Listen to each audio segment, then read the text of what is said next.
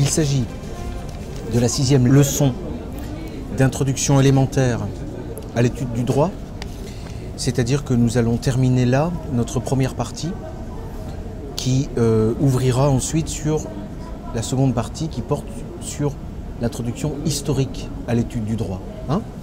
Je termine par des propos, disons, plus récréatifs que dans les précédentes leçons, qui portent sur les études de droit et ce à quoi elles conduisent. Bon. Il faut d'abord préciser que les études de droit se distinguent des autres études. Je dis un mot des études parallèles que l'on peut avoir effectuées. D'ailleurs, quelqu'un qui a déjà fait de la philosophie, par exemple, a parfois du mal à intégrer les études de droit. Il y a comme une sorte de blocage, parce que le droit, c'est quand même un autre monde, comme étude. Bon. Mais il y a des rapports assez étroits. D'ailleurs, on s'emploie souvent à comparer le droit et la morale, le droit et la religion, et précisément le droit et la philosophie. Bon. Vous avez d'autres sciences qui sont quasiment nées du droit. La sociologie, par exemple, a été fondée en majeure partie par des gens qui étaient d'abord des juristes au 19e ou déjà au 18e siècle. Parmi les fondateurs, on place Montesquieu, qui était magistrat. L'économie également a été fondée par des juristes. Et c'est une science complémentaire. C'est très utile de faire de l'économie. D'ailleurs, c'est obligatoire, en première année d'études de droit, de faire un peu d'économie. Abdullah. L'anthropologie, également. Science accessoire. Avec le temps, elle m'est devenue moins indispensable. De plus en plus, je prends Et Carl Schmitt invitait beaucoup les juristes pour l'avenir à travailler l'anthropologie. L'anthropologie a été fondée par des juristes. Morgan était juriste. Bon. Dans la même ligne, on a l'ethnographie et l'ethnologie. Bon. La psychologie est une science accessoire qui peut aider le juriste. La psychologie, la psychanalyse. Pierre Legendre a fondé toute son œuvre sur le lien entre droit et psychanalyse, qui sont pour lui, selon lui, deux casuistiques. Il ne faut pas hésiter à enrichir la matière juridique d'éléments scientifiques extérieurs.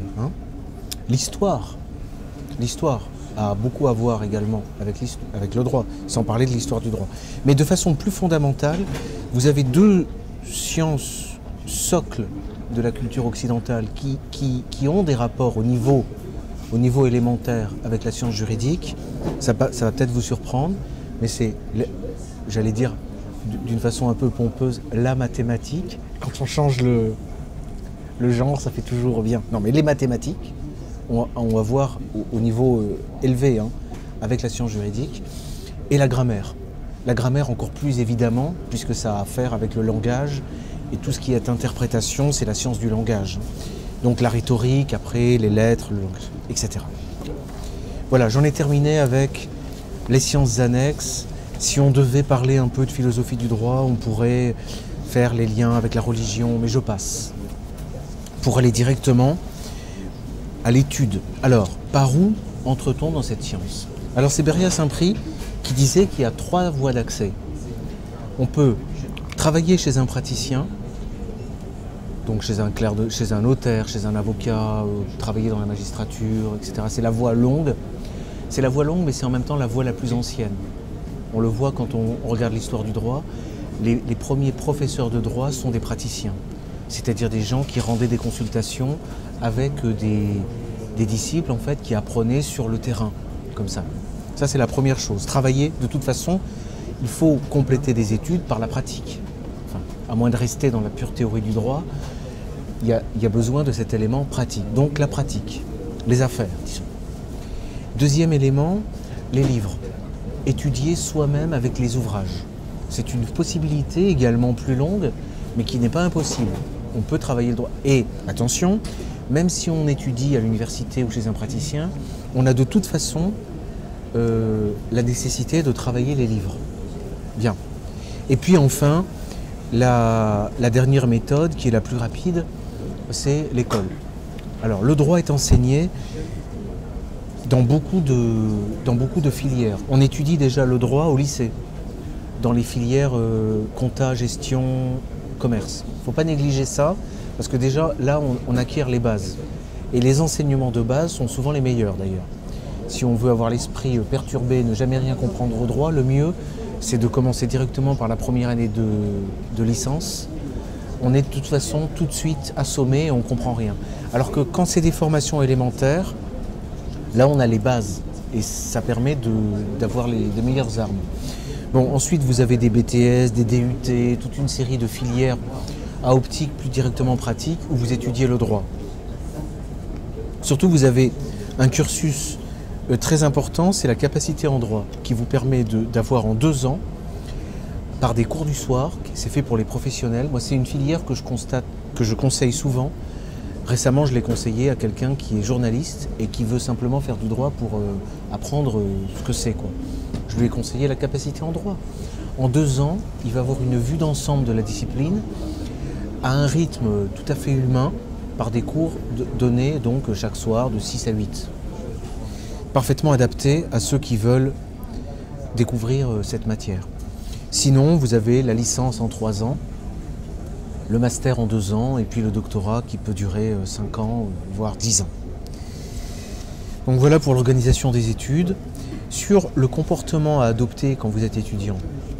Alors, il y a 2 endroits importants. Vous avez l'amphithéâtre et la bibliothèque. Alors, l'amphithéâtre, c'est important parce que c'est un endroit à fréquenter, parce que c'est là que vous allez prendre des notes. Et vous pouvez lire là-dessus des textes de Savigny, par exemple. Il y a un côté magistral, il y a une mise en scène spectaculaire. C'est là que la science, on a l'impression qu'elle descend un peu du ciel et qu'elle est proclamée par une sorte d'autorité. Donc il y a une mise en scène de la science qu'il ne faut pas rater. Et d'ailleurs, on peut en auditeur libre aller suivre quelques cours de droit. C'est conseillé également. Et il faut prendre des notes, il faut tout noter. Hein. Bon, je vous dirai après comment analyser les notes au sujet des livres, qui sont des notes écrites d'avance. Hein. La bibliothèque, parce que c'est là que vous allez pouvoir travailler les livres dans le calme. Et ça, c'est pour une première partie du travail. À l'université, vous avez une deuxième partie du travail, et il faut en parler dans une introduction au droit, ce sont les travaux dirigés. Alors souvent, les travaux dirigés manquent leur objectif. Le but, c'est d'avoir des discussions juridiques et de pouvoir raisonner, de se creuser la tête sur des problèmes. Alors, l'université organise ça avec parfois 50 étudiants, donc ça loupe son objectif directement. La bonne méthode pour discuter de droit et se former de façon efficace, c'est d'avoir des groupes de travail qui ne dépassent pas 9 personnes. Ça, l'université ne peut pas se le permettre, parce qu'elle serait obligée de payer beaucoup trop de chargés de TD, et elle ne peut pas se le permettre parce qu'elle a une trop grande masse d'étudiants et d'étudiantes. Ce qu'il faut comprendre, c'est que la clé de la meilleure des pédagogies pour devenir juriste, elle est là. Un petit groupe de travail qui fait des commentaires d'arrêt, qui discute de cas pratiques, qui résout des problèmes. Alors, c'est extrêmement optimiste, parce que pour former les esprits à cette discipline, ça signifie que c'est parfaitement accessible. Parce que pour avoir un comité de 3 à 9 personnes, 4, 5, il n'y a pas besoin de local, ça peut se faire n'importe où. Il n'y a pas besoin réellement de formateurs payés, expérimentés, parce que n'importe qui peut prendre en main la chose. Et pour un mouvement politique à visée métapolitique, c'est en vérité quelque chose dont il aurait le plus grand tort. En tout cas, il faut qu'il sache que c'est à sa portée. Voilà. Discuter de questions de droit par petits groupes, c'est la clé pour un enseignement élitiste en réalité. Voilà, je cherchais le mot. L'université ne peut pas, par idéologie, faire de l'élitisme. D'autres peuvent le faire et doivent le faire. Alors, j'enchaîne aussitôt sur ce à quoi débouche l'étude du droit. Pourquoi doivent? Parce qu'on observe dans l'histoire que les études de droit, surtout dans notre société occidentale, pour prendre un exemple avec le logiciel, avec l'informatique, ça permet d'avoir accès à la programmation de la société. C'est un peu le programme social. Bon, alors, de manière un peu académique, il y avait un livre ancien qui disait quel est le but quand on étudie le droit, et je vais vous donner les différentes rubriques, à quoi sert de faire du droit. D'abord, ça permet de pouvoir régir ses propres affaires, sans être obligé de payer des avocats ou de faire confiance aux notaires, etc. Ça permet de se conduire, comme on disait autrefois, en honnête homme, en citoyen éclairé, faire du droit. Ça permet également d'être, justement, je parlais du mot citoyen, ça permet de faire de la politique, c'est-à-dire d'exercer, comme on disait autrefois, son droit de cité, de voter de manière éclairée, de participer aux assemblées, de surveiller le pouvoir, d'être au fait de la vie de la cité, en fait. C'est ça la base de la connaissance juridique. C'est la deuxième optique. À un niveau plus élevé, ça permet de remplir un rôle politique, c'est-à-dire de remplir des fonctions publiques. Un membre de gouvernement qui n'a pas fait de droit, ça se voit. On voit qu'il patauge. Un membre du gouvernement qui est juriste, ça se voit également. On voit qu'il est au fait de son affaire. On voit la différence entre Chirac et Mitterrand, par exemple. Mitterrand était avocat, Chirac ne l'était pas. Il était bien gentil, mais il pataugeait. Sarkozy est avocat, Valls ne l'est pas. Je pense que Valls serait beaucoup plus efficace que s'il était juriste. Il n'est pas juriste. Hollande non plus n'est pas juriste. Obama est juriste, Poutine est juriste. Donc ça permet de... Ça fait quand même une formation qui se voit. Alors, ça ouvre également... Alors, ça permet de faire de la politique, tout simplement. Hein, Marine Le Pen est avocate, Marion Le Pen fait des études de droit, et le grand-père était juriste, avocat aussi. Hein. Si on regarde ensuite les fonctions plus proprement professionnelles, tout ce qui est ordre judiciaire est tenu, ça on va régler le problème un jour, les gens comme ça, c'est l'ordre judiciaire, non mais l'ordre judiciaire, les magistrats, les greffiers, les avoués, les notaires, les clercs de notaire, les avocats, les syndics, les huissiers, les commissaires priseurs, toute cette engeance fait partie du système, ce qu'on appelle le système judiciaire, et donc est forcément passé par la formation, par le moule des études de droit. Hein. Et tout ce monde vit dans le monde juridique en fait. Hein. Et puis vous avez tout le monde des affaires, tout le monde de la banque, tout le monde de la gestion des grandes entreprises, et il y a toujours une cellule juridique. Hein, il y a les commerciaux, il y a les agents, etc. Mais il y a toujours la cellule juridique, l'immobilier, la gestion, les promotions. Donc voilà, j'ai fait le tour des ce qu'on appelle les avantages. Et cet auteur que je vous citais, la Berriat-Saint-Prix, citait les noms des gens célèbres qui étaient passés par les études de droit, mais j'en ai cité quelques-uns. Voilà, donc c'est un passage obligé de toute introduction élémentaire au droit, de parler des études et de parler des professions. Donc j'ai terminé cette 6e leçon, et donc merci de votre attention. Très bien. Est-ce que peut-être des questions? Non. On en est à combien là? On en est à 15 minutes. Oui, c'est moitié plus bref, donc on peut même faire question, moi, si tu veux. Alors, je vais en profiter. Ça tourne toujours? Moi j'aurais une question. Vas-y. Quand tu présentes les énarques comme étant des non-juristes, pourtant ils font beaucoup de droit, les énarques.